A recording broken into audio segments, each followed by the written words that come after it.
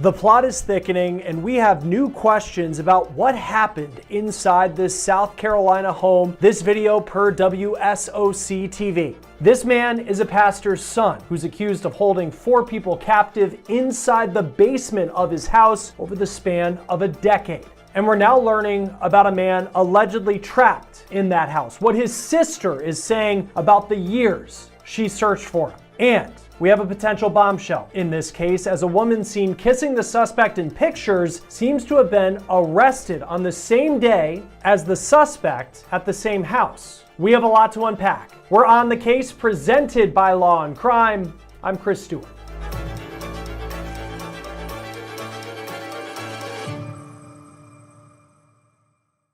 Imagine searching for a loved one for years, not knowing where they went, filing a missing persons report even, and nothing comes up until you find out that they were allegedly held against their will inside of a house in the town where you live. That is the reality, reportedly, for a woman in Lancaster, South Carolina, who says that her brother is one of the 4 people held captive inside a house there. I'll get more to what she had to say in just a moment. Now, a woman told WSOC TV that her brother is one of the people who is trapped inside this house. She said that she had been searching for her brother for years and she couldn't find him. She even filed a missing persons report. She says he has a developmental disability, but he lived on his own until a few years ago when he disappeared. She said when she was reunited with him after Birchfield was arrested, she said her brother looked to weigh about 70 pounds less. Certainly what we know thus far, the allegations, they're horrific. Allegations that 4 people were held against their will, physically abused inside this house about an hour south of Charlotte in the small town of Lancaster, South Carolina. This again video per WSOC TV. Now, 2 of them, 2 alleged victims, reportedly a husband and wife. The 2 others were allegedly romantically involved with the man who is now facing more than a dozen charges in this case. We've learned that there may be more than one person facing charges who lived in this home, and they may be someone who is dating the suspect, Donnie Ray Birchfield. Now, I'll break down what we know at this point about whether the failure to report abuse charge that woman is facing is connected to the house of horror that Birchfield is accused of creating in his home in just a moment. But to understand that, we really have to get into the timeline of what we know at this point. A lot of information coming from law enforcement, as well as arrest warrants that were obtained by the local media outlet, the Post and Courier. So this story starts on July 25th, when police in Lancaster, South Carolina, again about an hour south of Charlotte, got a call about an unattended death inside Birchfield's home. Now, you can see in the WSOC TV video that it looks like a very average home in a very average neighborhood in this community. According to the warrants that were obtained by the Post and Courier, police determined that the woman who they responded to for this unattended death, that she had actually died a day prior to them being called to Birchfield's home. They say there was also evidence that the victim was physically denied food, water, and medical treatment. This was just the beginning, though, of what law enforcement said they found inside Birchfield's home. They said there were 3 other people there, and police say they were allegedly being held captive by this man. Now, publicly, we know that Birchfield is the son of a prominent Baptist minister in this small town. And we also found several pictures of Birchfield on social media of him and his family. He seems like he was a really big fan of pro wrestling. He's at a lot of those events. Very normal stuff on social media. Now, the newspaper reports, as far as what was going on inside the house, that the husband of the woman who died was also being held captive along with 2 women who Birchfield was romantically involved with. Now, police said that Birchfield was the sole provider of the husband and wife, and it's unclear how he knew them. Now, a woman told WSOC TV that her brother is one of the people who is trapped inside this house. She said that she had been searching for her brother for years and she couldn't find him. She even filed a missing persons report. She says he has a developmental disability, but he lived on his own until a few years ago when he disappeared. She said when she was reunited with him after Birchfield was arrested, she said her brother looked to weigh about 70 pounds less. Now, as far as the 2 women who were allegedly in some kind of romantic relationship with Birchfield, police say one was in the house since September of last year, the other since 2015. We are talking about a span of a decade, according to law enforcement. Now, we dove into this a little bit more, trying to figure out people who Donnie Ray Birchfield was allegedly connected to. And we found 2 Facebook accounts of women who have pictures with Birchfield, and they appear to be, at least at one point, romantically involved with him. There's one account of a woman with pictures of Birchfield that go back to roughly 2019. It appears she and Birchfield, they would go to a lot of pro wrestling events. Her most recent post, though, was of herself outside on September 19th of this year. It's a picture of her outside in a cemetery. Now, the other account appears to show a woman currently romantically involved with Birchfield. The woman posted a picture that appears to show Birchfield kissing her on the forehead on June 12th, about a month and a half before police responded to the house for the suspicious death. Now, it is unclear if either of these women are alleged victims of what Birchfield is accused of doing, but we did put their names into the South Carolina court database. And the woman with the most recent pictures of her kissing with Birchfield, they came back showing that she was arrested on August 1st. And the address listed for where this woman was arrested, the same house on Churchill Road in Lancaster, South Carolina, where Birchfield is accused of holding 4 people captive. Now, Birchfield was arrested at that same address, and according to court records, on the same day. The woman is facing a charge of abuse, failure to report abuse, neglect of vulnerable adults. According to online court records, she posted a $2,000 surety bond on August 11th. Now, Birchfield is facing 16 charges, including 2 counts of abuse of a vulnerable adult, 4 counts of false imprisonment, 2 counts of domestic violence, high and aggravated nature, exploitation of a vulnerable adult, and 3 counts of exploitation of a vulnerable adult. He is being held on a $150,000 bond, and records show that his case was also filed on August 11th, the same date as the woman who, according to those records, was arrested at his house on the same day that he was. Now, I'm not naming that woman at this point because we just don't know enough about her and the circumstances surrounding her arrest. It's also unclear if law enforcement sees her as a victim in this case. We need to pause in this episode of On the Case and bring you a law and crime legal alert because there are allegations claiming that online apps DraftKings and FanDuel are engineered for addiction. These multi-billion-dollar companies allegedly continue to put profit over safety. Every free bet, every boosted parlay, and every small payout triggers a dopamine rush that creates dependency and turns harmless fun into a detrimental habit. They keep you hooked, chasing impossible wins, and trap you in a cycle that can lead to significant financial loss and ultimately damage mental health. Our legal sponsors are taking on the online gambling industry to potentially get compensation for all of those impacted. So if you or a loved one has suffered addiction, financial hardship, or mental health issues due to sports betting apps, visit gamblinglawsuit.com/OTC to take a short quiz and check your eligibility to file a claim.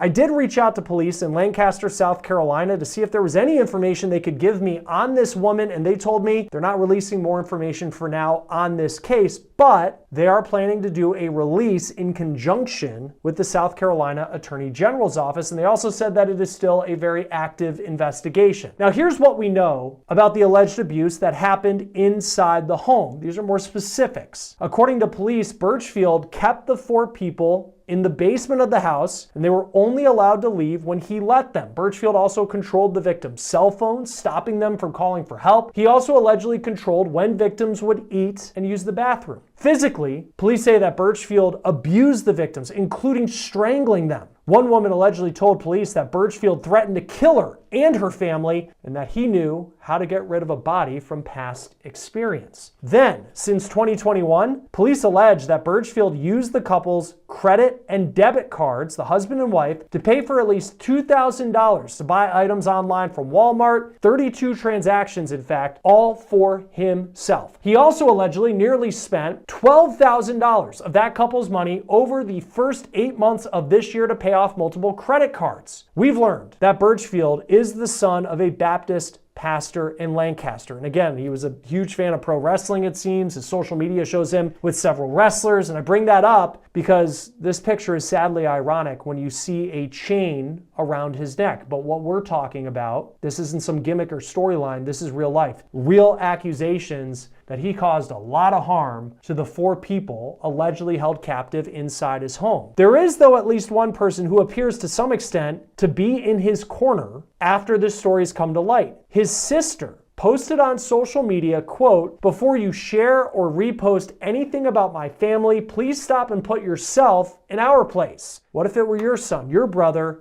or your friend being gossiped about and judged online? Spreading speculation, repeating unverified claims, and adding commentary only causes more harm. It's not helping anyone." Now again, it's true. We have not heard Birchfield's side to the story, and more questions seem to be piling up in the days since this story first came to light. And it's unclear if there's any chance that all of this is some big misunderstanding. It's also unclear how the woman in his home died. It's unclear how someone allegedly could be held captive for a decade, and for all of this to take place without someone reaching out about the victims. We do know that Donnie Birchfield could face more charges beyond what he's facing as we speak. Birchfield is facing a total of 16 charges. I reached out to his attorney and received this statement, quote, "My office is currently investigating this matter. My client maintains his innocence in this case, and it is important to remember that he is presumed innocent of these allegations. We look forward to litigating this case in the court system where facts, evidence, and the rule of law matter. We will have no further comment at this time." I also reached out to the attorney listed for the woman facing a charge who was arrested at Birchfield's home. We have yet to hear back at the time of this recording. Join us now to talk more about this is criminal defense attorney Sky Lazaro. Thank you for taking the time to be with us here on Law and Crime. Just such a shocking case with just the allegations that law enforcement has laid out thus far. What stands out to you about how this could play out when it comes to the court case and all the proceedings moving forward? It's really early in the case right now. Obviously, charges have just been filed and he's been arrested on the charges. His attorney, we saw, issued a statement maintaining his innocence. These cases are not always as clear-cut as maybe they initially seem in terms of, when the defense starts putting together an investigation and, essentially their take on what went on, whether or not this was voluntary at least to begin with, or came, started out in a good place and here we ended up, somewhere that is seemingly criminal, or at least allegedly criminal. Right. Yeah, because I do think like the clear-cut part of it, because there are cases that I remember the story out of Cleveland where it was, those women trapped in a house and then there was this, kind of heroic rescue. And then there's other cases where they might have been in a relationship and people had seen them out and about. I'm not saying in specifics of this case, but it seems like sometimes it's not like, the medieval times chained to a wall and it was just like that for 10 years. I mean, how does the prosecution and defense navigate that reality? And let's start with the prosecution side of it. How do you paint a picture that even if it started as voluntary, it went to a place that was criminal? Really what the prosecution is going to have to do is be really good about laying out why these were vulnerable adults and how he essentially took advantage of them or kept them in the home for this period of time. They're alleging he used debit cards for personal expenses, those types of things. But these vulnerable adult cases really seem to turn on why were they vulnerable? Was there mental health problems? Was there some sort of disability? Was he taking disability checks from them? Was that, the reason he was doing this? So I really think the prosecution is going to have to, really piece together a case of controlled coercion or something along those lines where people couldn't leave because he was controlling their money. Something like that. Because I don't think this is a case where he kept them chained in, but these were also seemingly people who weren't given medical care that it sounds like needed it, at least from, early reporting on the case. So I think they're going to have to really lay out, what was wrong with these, or not wrong, but, what ailments do these individuals have? How did he take advantage of them? How did he, keep them trapped or contained in this home for 10 years? Well, because that's the part of it as well, where I know through the woman who says it was her brother who was in the house, that she said that he was living independently on his own, but he had some sort of learning disability, which would make him a vulnerable adult, and thus the charge that we've seen there. But if this were to go to trial, and we know his attorney has said his client maintained his innocence to this point, how do you build testimony when it comes to someone who may not be able to testify on the stand because maybe they have a learning disability or some sort of mental ailment that would hurt their ability to testify in an open court? That can come in through other witnesses. His sister, who's been looking, she knows his history. It can come in through medical expert testimony if they have people, these people assessed to say, okay, this is, what they have. If they were getting Social Security disability, things like that can all come in as it's not really even circumstantial evidence, but collateral evidence to support that this person was a vulnerable adult and could have been easily manipulated or controlled or somehow coerced. It doesn't sound like they were chained up and not allowed to leave. So I'm kind of assuming that some of what we might see in this is there was some financial control going on where he just didn't give them access. And if this brother had been missing for a while, maybe this was a place to live where he had friends.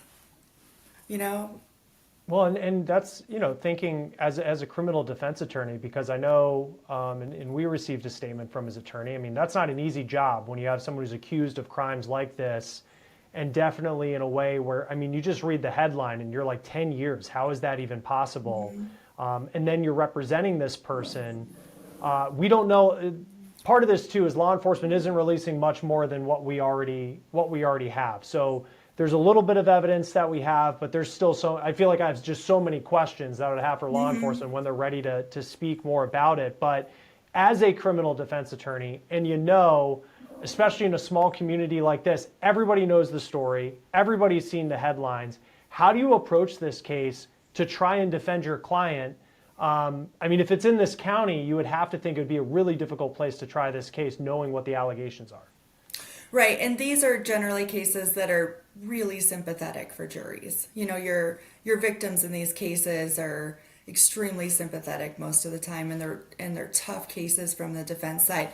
But this is a small town, and I think they interviewed some of the neighbors that didn't seem to think anything was amiss or going wrong. And so, that to me, unless these people never saw the light of day and nobody had a clue that they were in the home, you'd think if the neighbors thought that this gentleman was exploiting them or controlling them or stealing their money or keeping them trapped there, that somebody would have said something. And maybe it does come out that they just nobody knew they were there and they were never allowed to leave the house. I think from a defense standpoint, I know he said his investigation is ongoing, which is, the best he can say right now. And they're probably going to have to do quite a bit of interviewing, but you hope to be able to piece together something that puts your client in a positive light where he was trying to help people. We see these sort of unsanctioned group homes all the time where, there'll be a sober living house or it'll be, some sort of other place for people who, have learning disabilities but can function pretty well on their own. But they'll live in a home, with a group of other people, and so hopefully he can, I think probably his best argument is, it started out as something like that and maybe he got carried away on the expenditures or got out of hand and it got to be more than he could handle medically, things along those lines. I mean, that's really the kind of case you've got to put together is it can't be they probably weren't there because we know they were there. So you have to have a better explanation. You touched on this a little bit because he's facing these charges related to financial crimes, and they accuse him of spending $11,000 to pay off credit cards, using this couple who are considered vulnerable, 2 of the 4 people, the husband and wife, using their money, and then it was about like $2,000 in stuff that he bought at Walmart, which police said was just for himself. Those crimes in and of themselves, I would assume you'd be able to prove with some financial statements, and all of that. But when it comes to piecing together the entire picture for the prosecution and showing that this was not voluntary. They'll say that these were people being held against their will. How do those financial transactions factor in beyond just those financial charges that he's facing? So I've had this case, or cases very similar to that, where I've defended individuals who were the caretaker for someone. And it went on for years and years and years. And there were the same similar allegations because the credit card was used to buy things. You know, my client said, look, she told us that, or he told us that we could, you know, so it was, you know, a gift, you know, things like that. I think there's always more to these. And look, this very well may be a case where he just kept people locked in the basement. I don't know that we know really what was going on.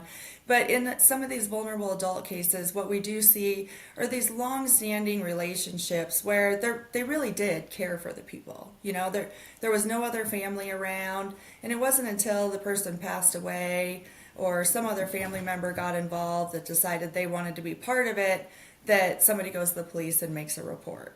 And so the financial transactions could very well be, you know, authorized, completely benign. You know, I think a lot of that is stuff that will, you know, need to be uncovered probably by the defense. And diving into this case is, you know, did he just take the debit card and go use it for his own use and not for the benefit of them, or purchase things at Walmart for them? Or, you know, did they okay it? And if they're vulnerable adults, were they capable of okaying it, you know, a mental capacity? Because I also wonder, there's just kind of this overall question for me with this story too, especially because I believe it's unclear for the couple how long it's that they were believed to be held against their will, according to the police. Two of the women, the romantic partners, one was in the house in September of last year, and then you have this person from 2015.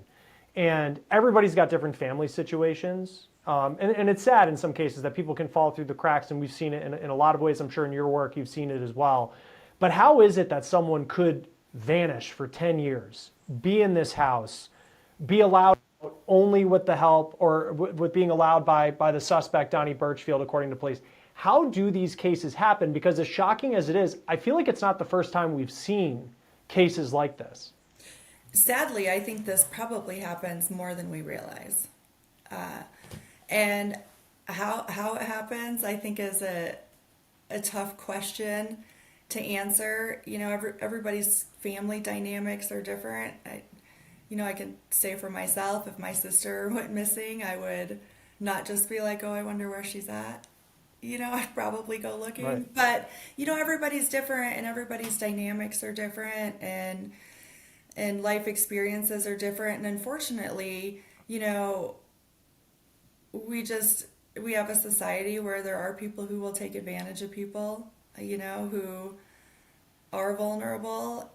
And I think unless somebody sees something, a neighbor sees something and says something, or, you know, that starts getting investigated by some, like, Social Security or something like that, you know, really, how would anybody know if nobody went looking for him, and there was no red flags, you know, on what the defendant in this case was doing? It's sad, but I think this actually happens more often than we realize. Right. No, and again, like, I mean, there's so many examples that we can bring up of cases like this, which is just terrifying to think about. But also I think of the neighbors too, where it's like, I mean, I think of my neighbors and I don't know all of them. And you could tell me that something was happening in their house. And it's like, see something, say something, but it's like, at what point would you ever expect anybody would actually do this? And we'll see, you know, how these charges play out. There's a big question at this point about the woman who died. How did she die? They said it seemed like she had been malnourished in some capacity, so that could impact the charges. But at this point, he's facing $150,000 bond. And I know each state is different when it comes to bonds, but he's facing 16 pretty serious charges. What does that amount of bond, I mean, how do you read into bond amounts and what that means for the allegations as we're kind of waiting for more information to come out? Yeah, every state is different in how their bail and bond statute is set up. Like, for example, Utah got rid of monetary bail for the most part, so they either hold you with no bail or release you, which is worse. in a lot of ways. Yeah. But $150,000 bail really is not a high bail in terms of somebody being able to bail out. I mean, if it's bondable, you get a bail bondsman, you pay 10% of that, right? And you can be released on bail. I think 150,000 is probably significant enough to secure someone coming back to court, so they're not on the hook for 150,000, right? But it's not, it's not the like $1 million bails that we see, in some of the, or $2 million and whatever it is in some of these murder cases.